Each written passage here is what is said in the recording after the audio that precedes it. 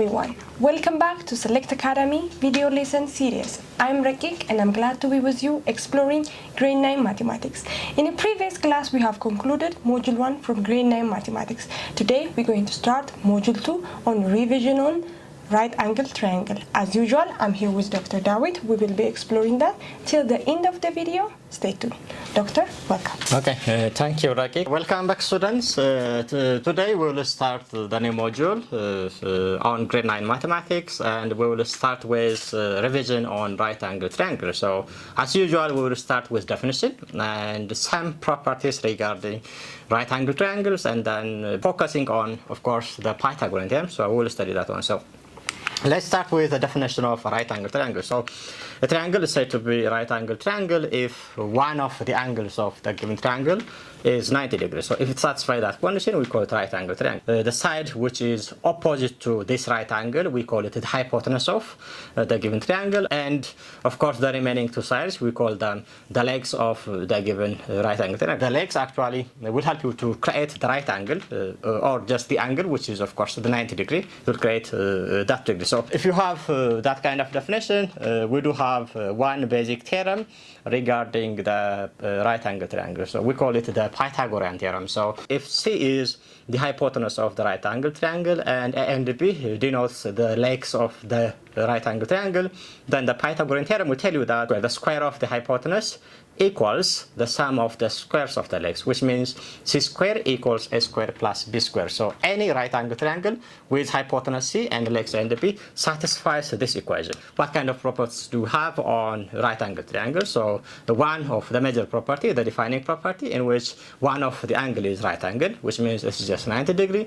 Second is the hypotenuse of the given triangle is actually the longest side of the given triangle. Of course, the sum of the two remaining angles of the right angle triangle is, of course, 90 degree. And we can also speak about the altitude, which is drawn from the right angle to the hypotenuse. So basically, if you draw the altitude from the right angle to the hypotenuse, then the altitude actually divides, or it creates two triangles, which are, of course, similar. And of course, these two triangles are also similar to the original right angle triangles. We do have that kind of properties.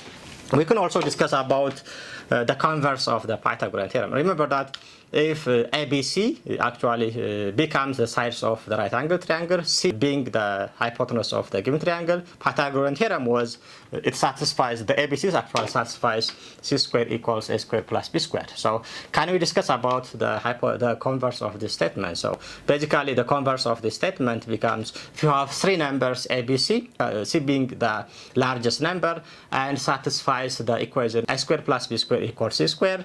So does ABC usually form the lengths of the sides of a right angle triangle? This is the converse of the Pythagorean theorem. So in fact, the converse of the Pythagorean theorem is actually true, which means if ABC are actually three numbers, C being the largest and satisfies C square equals A square plus B square, then the triplets ABC actually forms the sides of a right angle triangle. So let's look at the following example. So here we need to check whether these triplets of numbers can be actually the sides of a right angle triangle. So to do that one, so the first step is we have to identify the longest side. So for A is 9, for B is 10. So let's look at the first one.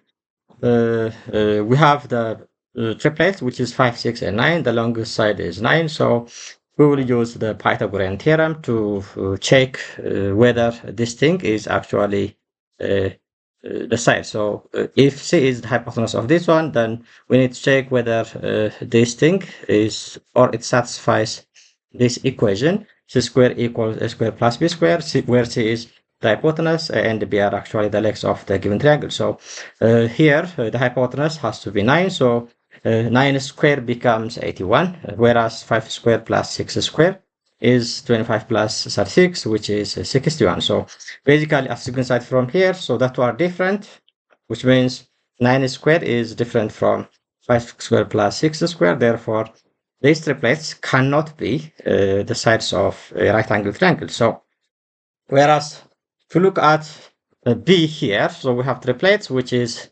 6, 8, and 10. So the first step is identify the longest side, which is 10 here.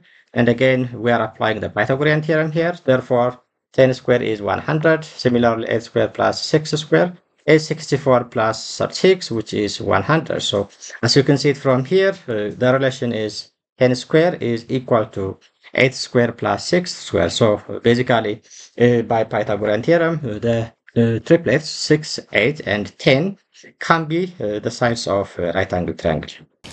Thank you, Doctor, for your wonderful example you done for us. Students, I hope you find this lesson very informative and engaging. Also, you were able to identify what right angle triangle is, also how to work in Pythagoras theorem.